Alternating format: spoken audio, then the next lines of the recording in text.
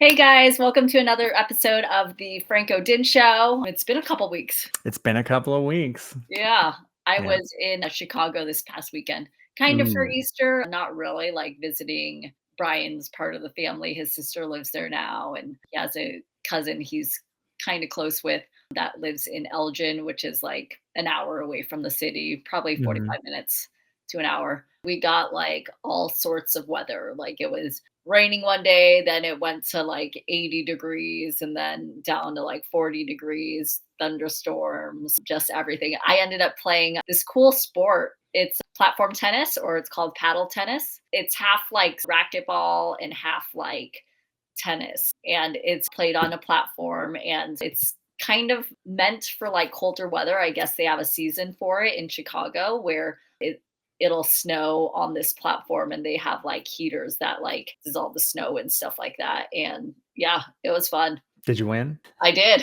Good. Actually, me and Brian. Yeah, it was awesome. It was like it's a different paddle. You can bounce it off the walls, and it's like it's kind of heavy. I guess it like changes its bounce when it's a certain temperature outside, which kind Huh. of like a tennis ball. Like you don't in tennis, you don't want to play like less than 43 degrees because the ball bounces just differently. And I know you're a foodie. Did you find anything good to go eat while you're in Chicago? I don't think so. We had hot dogs. Hey. It was better than like a normal hot dog. It was good, but it wasn't like out of this world. Yeah, I think Um, that's why I would go there is to do that simple stuff like Chicago pizza and hot dogs. I don't know. yeah, yeah, and we just did pizza, Yeah. Luminati's, and this one like tavern pizza that was local to them because we have Luminati's in Scottsdale. And then yeah, the other one it was pretty good pizza. Yeah. And we had like a game night, Is it deep dish or is it just lasagna? deep dish. It's deep dish. All right. Yeah. I've never had it. It just looks like lasagna to me when people start cutting it up. Oh yeah. I didn't like it. I like just the thin crust. Yeah. Yeah. So All righty. Anything else in the Franco update? I don't think so. I'm just ready to get back into it. All And right. Well, let's get back into it with the Cromford Report. all right. So this is pretty recent. Active listings, pretty recent, 424. So yeah, yesterday, as of yesterday. So active listings are on the rise, close to 30,000. Yeah. Days on market to sales, it has lessened a little bit. A little bit. Cromford Market Index 78. So it keeps on decreasing, which is Buyer's kind of market? scary. Yeah. Yeah. Buyer's market for sure. To get up to a balanced market, it's to 90. So that's 90. So we bid point. buyer's market. Yeah, we've been in it Ooh, for a look at while. that drop.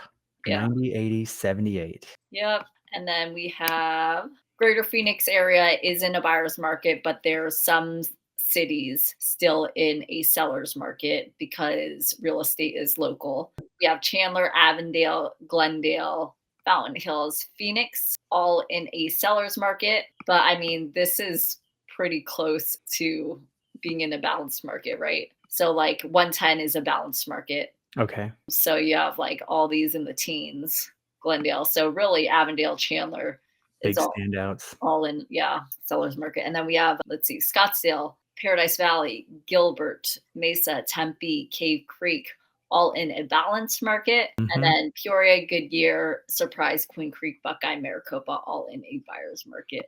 But the bottom five have been increasing a little bit towards the seller's market, which is good to see. Let's see, the biggest jumps is Tempe, -15, Gilbert, Paradise Valley, yeah, Cape for Peoria. This is a question I got from one of my listings that might be coming soon. It's from a seller, and they asked me if they should do like a pre-inspection. So a pre-inspection is when before you list your home on market, some people like to put their home through inspection, and it's a good thing. Just have the sellers know that they already went through inspections. This is what's wrong with it, blah, blah, blah. Or like, this is what's wrong. We fix the problem. And it is nice, but for me, I don't really recommend them Okay. because like if you end up finding something, you have to disclose it. Yeah, okay. So it might be detrimental to you.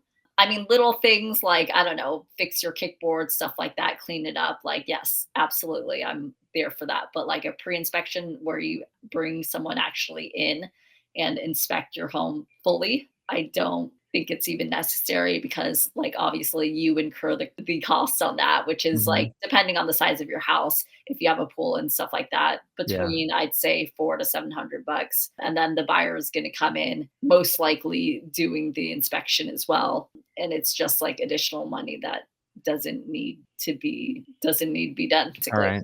So the buyer will usually do an inspection, and that's where you're gonna find out all that stuff. Yeah. I mean, the buyer could, at that point, if the seller's like, hey, we put it in through inspection and seller agrees to give up this inspection report, the buyer can go off that report, or they could go off their own, purchase their own home inspection and go through that, which I usually recommend. Like, I don't, there's all sorts of, different companies out there. And I don't know if you should trust another company. If I don't know. That's just me though. Some people, some buyers don't even want to put up that money. And if it's done, it's done. And they'll go off of that. I feel like a lot of sellers don't even do pre inspections. Okay.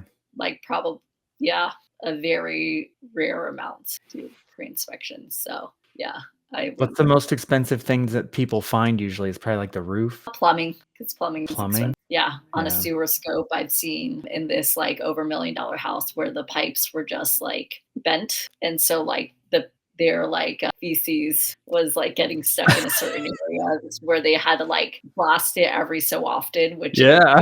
that was a deal breaker. They didn't end up buying that because that's, like, That's thousands and crazy. thousands of dollars.